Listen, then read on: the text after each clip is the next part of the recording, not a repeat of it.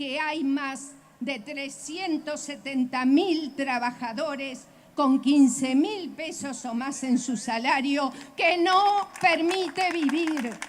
Eso nos tiene que doler.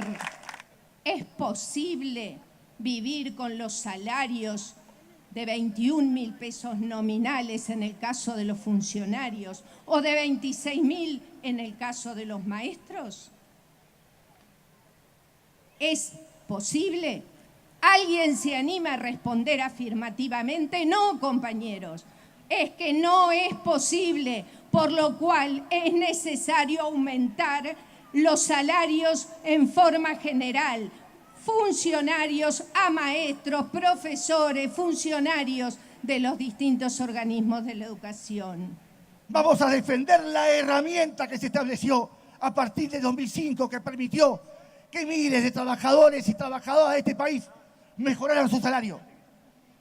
Y le vamos a decir a esos empresarios que están muy desesperados por ir a denunciar a la OIT, que lo que están denunciando es al pueblo uruguayo. Por tanto, el pueblo uruguayo y los trabajadores organizados vamos a defender en la calle la negociación colectiva. Y vamos a ir a la OIT también.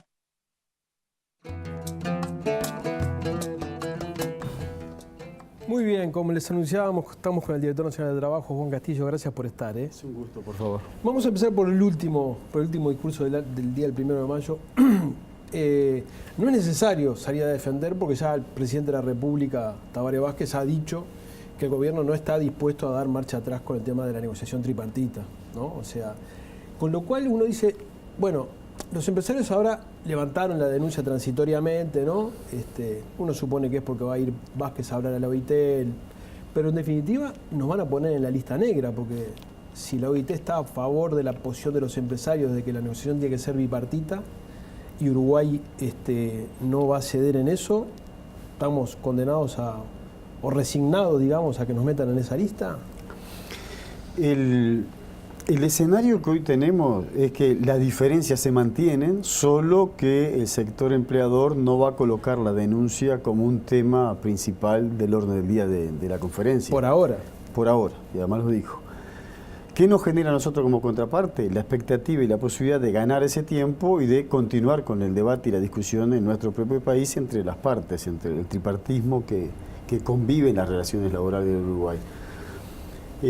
Sobre el tripartismo, sobre si tiene que haber negociación colectiva con la participación del Estado, del gobierno de turno o no, ese es un elemento nuevo que ha colocado el sector empleador. No es parte de la queja, hay que aclararlo, ¿no? O sea, cuando uno habla de la queja OIT o la disconformidad del sector empleador, habla por un conjunto de cosas que surgieron en el 2008 con la aprobación de la actual ley de negociación colectiva, que fue a lo largo de todos los años haciendo el esfuerzo por acordar, por consensuar, por cambiar, que lo ha tenido como tema en las conferencias de la OIT, pero que no ha habido acuerdo de partes en torno a cuál es lo más justo según los actores sociales.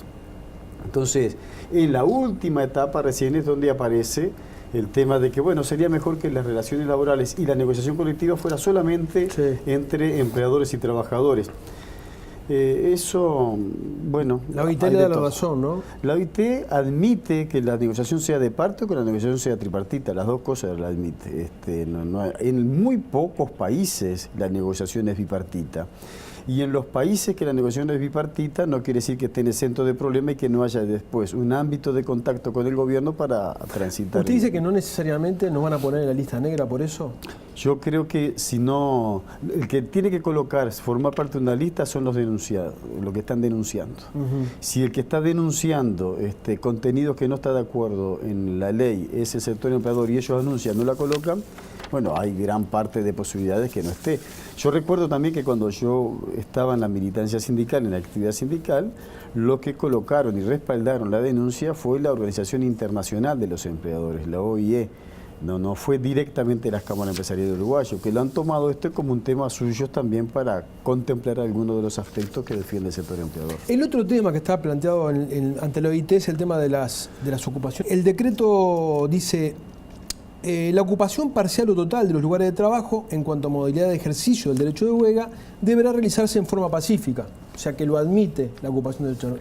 Mientras, esto para el sector privado, para el sector público dice, ocurrido una ocupación por parte de trabajadores de una dependencia pública, se procederá por el jerarca de la misma a solicitar el desalojo al Ministerio de Trabajo. O sea, marca una diferencia muy importante entre lo público y lo privado, y los privados dicen, ¿cómo?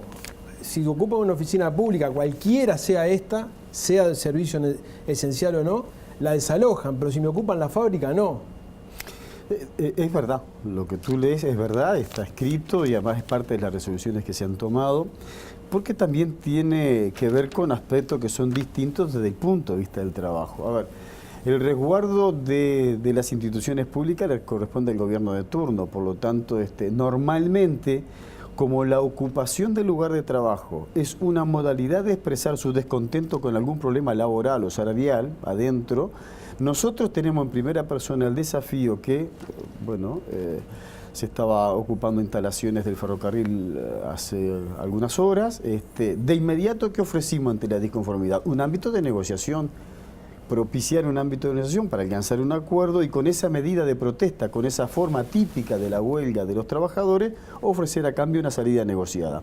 Sucede lo mismo en el sector de actividad privada. Hay quejas, hay reclamos, obviamente que genera un descontento tremendo en el sector empleador que le ocupe en su fábrica, su taller, su oficina, pero es el corolario de una serie de incumplimiento o de no acuerdo en los ámbitos de negociación que lleva a los trabajadores y a las trabajadoras a tomar ese tipo de medidas. ¿Qué hace el Ministerio de Trabajo, en este caso en nombre del gobierno? Lo mismo que expliqué que hacemos para el sector público. Vamos y le ofrecemos, ofrecemos y damos garantías para que se restablezca el diálogo y la negociación, que los trabajadores abandonen la ocupación y que el empresario vuelva con respuesta. En muy pocos casos, a tal punto que no tengo recuerdo presente ahora, la continuación de la ocupación se traslada en el tiempo, se prolonga en el tiempo. Porque de todo conflicto se sale negociando y en todo lo que ha habido hasta ahora, la base de la posibilidad ha sido una negociación. Fito, pero quiero una preguntita. Pero el gobierno no está obligado a defender el derecho de todos los trabajadores y no solamente de aquellos agremiados, sí. Porque la ocupación de un lugar de trabajo puede ocurrir por una minoría y los otros que quieren entrar a trabajar se ven coartados su derecho a ingresar a trabajar. ¿Y ahí quién los defiende? Bueno, pero cuando el gobierno ofrece el ámbito de negociación, lo comprende para todos, pero lo que están realizando medidas ahí son los sindicalistas, los ¿seguro? Sindicalizados. Son parte de las reglas de juego, de esa misma que puede tener dos lecturas desde el punto de vista del mundo del trabajo, de la organización, de la OIT, que tienen distintas lecturas, tienen comportamientos distintos y que en Uruguay se expresa con esas relaciones que acabas de leer tú. Fito, ibas a preguntar algo. Juan, en tanto director de trabajo, obviamente, y dada tu historia como dirigente sindical, te preocupa muy especialmente el bienestar de los trabajadores. Ahora, naturalmente no sos insensible al clima que viven los empresarios, ¿no? Y seguramente también te importa mucho que los empresarios también estén a gusto. Y yo te pregunto, y te pido que no me contestes con el cassette, que me contestes la posta, lo que pensás de verdad. ¿No te parece que ha cambiado el clima en los empresarios uruguayos? Que una cosa era, cierto clima de satisfacción, cierto clima hasta de, cierto buen clima que había en el primer gobierno de Vázquez, ¿no? De creciente buen relacionamiento entre el empresariado y el gobierno frente amplista. Con respecto a lo que está pasando ahora, no advertís señales de molestia, de enojo. Capaz que esto de la OIT, que viene de hace años, lo de las ocupaciones, que viene de hace años, pero que la economía no crece tanto, que los costos de las tarifas, que los costos de la mano de obra. ¿No hay algo que hace ruido en esa alianza entre el Frente Amplio y los empresarios? A ver, también otra cosa de que se puede tener dos lecturas, ¿no? Para mí en varias cosas se pueden tener dos lecturas y tres lecturas distintas. Cuando los empleadores están molestos no andan disimulando, van y nos dicen de todo en la cara, ¿no? Nos reclaman, nos mandan notas, ¿y te dicen? o lo expresan públicamente. ¿Y te están diciendo más que antes? El problema es que yo no estuve antes, ¿no? Y el antes mío ha sido precisamente uno de los que le generaba esa molestia.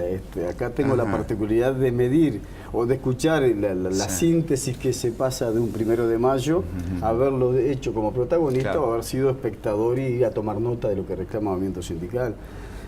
Pero no hay, a ver, cuando uno analiza como nosotros un comportamiento histórico de la situación conflictiva, más o menos estamos en los mismos niveles, de las soluciones acordadas y negociadas en primera instancia, estamos más o menos en los mismos niveles, de en dónde se marcan las diferencias, los órganos máximos de dirección. Nosotros terminamos hoy una negociación de públicos, pero vamos hacia la semana que viene un Consejo Superior Tripartito de Salario Privado.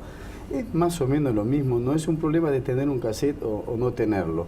Hay momentos y etapas de la coyuntura política o del contexto regional que hace que se sienta más fuerte la opinión del empleador, y es una voz de alerta, a ver, lo más recurrente en los últimos tiempos es el valor costo de la energía. Por ejemplo. Claro.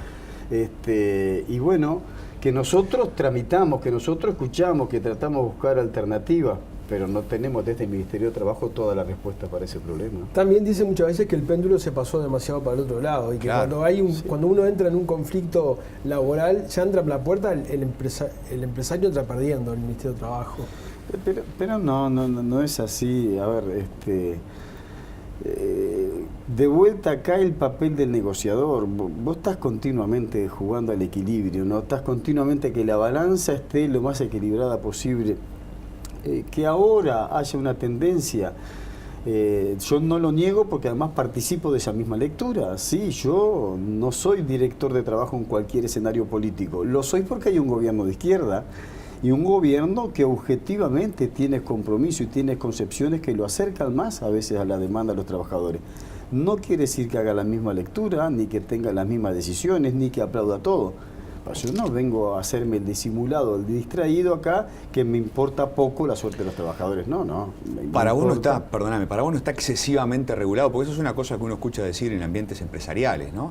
No está excesivamente regulado el mercado de trabajo en Uruguay. Ahí responde también a un debate interno del propio movimiento sindical. Nosotros, hubo etapas de la vida del movimiento sindical que nos negábamos que los gobiernos participaran más en la reglamentación o en la legislación. Hablábamos de una suerte de anarquismo del movimiento sindical, con unas concepciones históricas, de decir todo es un problema de correlación de fuerza y vamos a obligar a negociar en determinadas condiciones, en determinados ámbitos. Bueno, hace un tiempo a esta parte, muchas de las reivindicaciones que después en el Parlamento se atienden es para dar respuesta a los planteos del movimiento sindical y del sector empleador. O sea, uno resume, se quejan del tripartismo, pero todos tocan el timbre allí de la puerta de la dirección del trabajo. Se quejan de que acá no hay solución, pero todos quieren que lo atienda a media hora.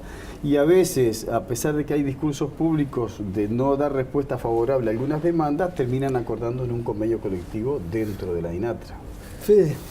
Castillo, uno cuando analiza los debates internacionales sobre los grandes problemas del mercado laboral, uno se siente cada vez más lejos de lo que está preocupándole al mundo.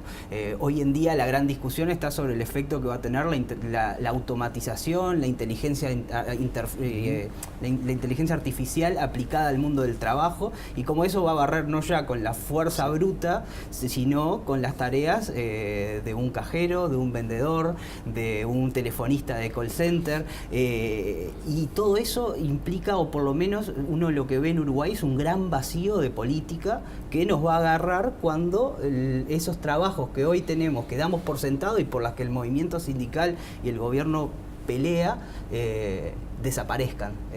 Entonces, ¿cómo ve usted ese proceso y fundamentalmente qué espacios hay desde la política para poder atacar esto en un contexto en el cual tenemos a un 35% de los trabajadores uruguayos con menos de 6 años, con menos de 12 años de formación, de 9 años, perdón, tenemos un 60% de los trabajadores con menos de 9 años de formación. Entonces, ¿cómo ve usted esa problemática y qué hay para hacer?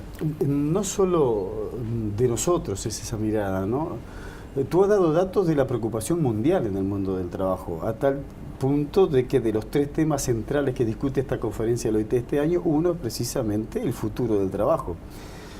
Parte de la estrategia que toma, nosotros no, No venimos al Ministerio de Trabajo a dejar pasar el tiempo solamente, transitar una etapa. Nos comprometimos el equipo entero con Ernesto Murro a la cabeza, bueno, hacer algunas políticas de cambio o atender algunas demandas que tal vez no hubiesen sido anteriormente una preocupación central. Y le colocó a esa estrategia que venimos nosotros llevando adelante, de la cultura trabajo para el desarrollo. Ir percibiendo algunos cambios que se van generando, cambios que trajo la época, los avances de la revolución tecnológica, está colocando desafío nuevo. A ver, ¿cuántos de los que nos pueden estar mirando esta noche son conscientes de que mientras acá tenemos algún tipo de discusión en el transporte de carga, en alguna localidad de Estados Unidos, Norteamérica, ya se puso a prueba un camión manejado con robots sin chofer? Y lo están probando sacándolo desde una planta donde lo cargan con bastante tonelada arriba del camión y lo mandan para otro destino, cruza una ciudad en el medio respetando todas las normas del tránsito en forma teledirigida. Bueno, esto es ¿Pero el gobierno lo tiene eso? Lo tenemos y lo tenemos como una preocupación que estamos generando el debate. Acá incluso han contribuido bastante algunos operadores privados y algunas consultoras haciendo un análisis un poquitito más profundo, a tal punto que la devolución que nos hacen, hubo un seminario hace poco más de un mes acá en la Torre Ejecutiva con la participación de la OIT, y la presentación de estos analistas privados dicen, por ejemplo, que más del 50%, alguno dijo el 60%, para tener claro, el 60% de los trabajos que realizamos los uruguayos y las uruguayas puede ser robotizado. Puede prescindir de la mano del hombre, de la participación del ser humano para hacer la tarea que estamos realizando. Eso es preocupante.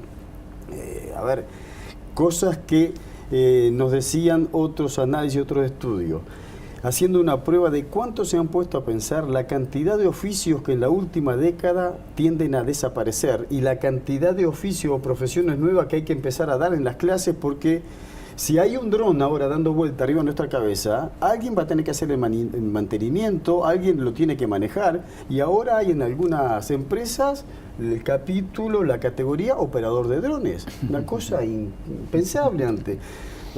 A ver, como tantas cosas que están sucediendo en este campo, ¿no? Ahora, mientras tanto, como decía ahí en el curso del PIT-CNT, después de 10 años, más de 10 años de gobierno de izquierda, 370.000 trabajadores ganan menos de 15.000 pesos. ¿Qué pasó ahí? ¿Y qué pasó para que haya...? ¿El gobierno no pudo remontar eso? Y no lo hace por decreto, ¿no? A ver, Gabriel, yo entiendo la pregunta, y más cuando estaba ahí el 1 de mayo entendía el reclamo, dicho 2 veces dentro del discurso de Pereira, la maestra, y dentro del discurso de Molina. Después al final vuelven a ratificar un número que sale de la información pública que podemos manejar cualquiera. En el entorno de los 370.000 trabajadores, efectivamente gana menos de 15.000 pesos. Ahora, cuando uno se pone a mirar y analizar el comportamiento del alza de salario, es que si hubiese seguido la tendencia que se siguió hasta el año 2005, no estarían esos niveles, los salarios mínimos, estarían en un nivel todavía aún más bajo. También es verdad. O sea que, ¿cómo lo analizamos? Yo me hago autocrítica con otros integrantes del gobierno, lo hacemos en el Ministerio de Trabajo, que todavía hayan salarios que no alcancen para poder garantizar una vida digna.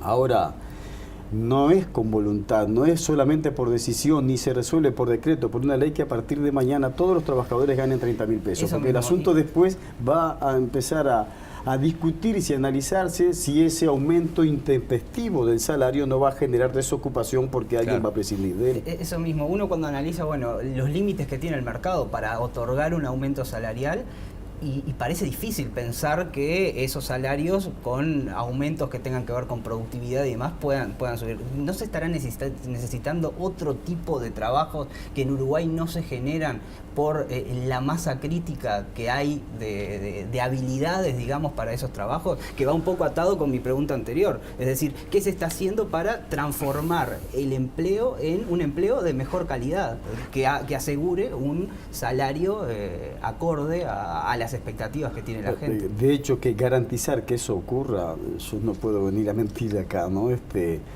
no se puede garantizar. Sí, la preocupación manifiesta nuestra en torno a que la formación y la capacitación de los trabajadores tiene que ser una constante, y para eso estar con las posibilidades alternativas de que inversiones productivas que logremos atraer generen una mano de obra de calidad y puestos de trabajo que sean consecuentes, además, a lo largo del tiempo, no solo una inversión que nos genere determinados centenares de puestos de trabajo en la etapa de construcción y residualmente algún puesto de trabajo cuando quede instalado.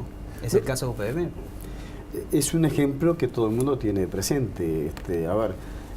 Laboraron en la última de las fábricas que se instalaron en el entorno de 3.000, 3.200 trabajadores al mismo momento. No son eso el conjunto de trabajadores que quedan operando allá adentro después. Se generan puestos de trabajo distintos, alternativos, que están rodeando la unidad productiva, pero que están lejos de ser eso. No entendemos. ¿Está inflado? Nosotros. ¿La expectativa del gobierno está inflada? Que muchos dicen, ay, UPM como un... Bueno, expectativa hay. A ver, cualquiera de nosotros no hace menos que alegrarse que alguna inversión importante pueda venir.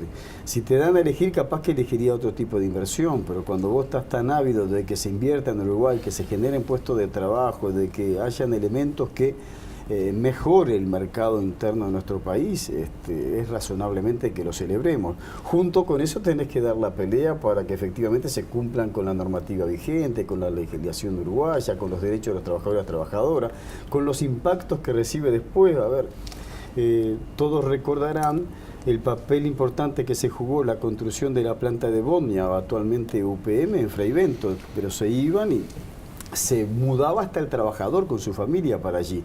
Terminó la obra y lo que aumentó fue el porcentaje de desocupación, generándole un problema también a la ciudad. Esas cosas también hay que estar presentes. ¿Cómo atrae el inversor? ¿En qué condiciones se va a estar operando? ¿Qué garantías le deja para el Estado y el trabajador uruguayo? Y post instalación de la industria, ¿cuáles van a ser las condiciones que lo rodean? Nos queda una pregunta breve. Dale, Fito. sí. Rendición de cuentas. Tiene una dimensión política que es el famoso voto 50, ¿no? Que es el de que se viene hablando hace tiempo, y una dimensión sindical, ¿no? Hace un rato vos mencionabas que venías de una reunión con trabajadores públicos, si te entendí bien. ¿Cómo vienen? ¿Hay tambores de guerra? ¿Qué va a pasar en esa rendición de cuentas? ¿Qué pasa con el movimiento sindical? ¿Cómo estás viendo ese escenario?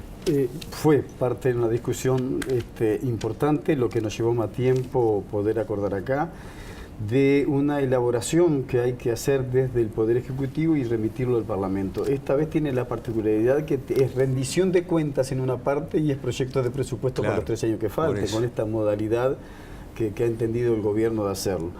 Esto nos genera expectativas positivas a todas las partes. El que no se sintió salpicado por la buena suerte o por los mejores presupuestos y más ingresos y otro entorno de capacidades, lo tiene centrado ahora. Hay mucha discusión en el medio. El movimiento sindical está reclamando, pero bueno, ¿dónde está el borrador? Quiero participar, quiero ser partícipe de la discusión y de la elaboración. En este momento no tenemos borrador.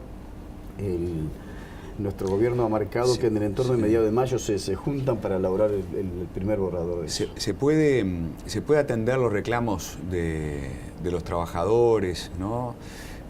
Sin aumentar impuestos? Ese es un gran desafío, es un gran problema. ¿Cómo nosotros logramos las dos cosas, ¿no? ¿Para vos va a haber aumento de impuestos? No podría decirlo, no podría garantizarlo. Yo sé, soy consciente de que se va a tener problemas para cumplir con toda la expectativa y las demandas que hoy existen.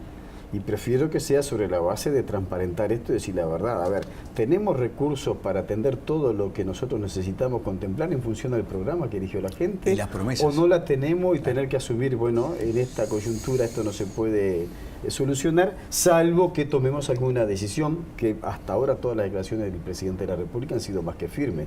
No va a haber aumento de impuestos. Pero usted si tuviera que aumentar impuestos para cumplir con el programa, se inclinaría por eso.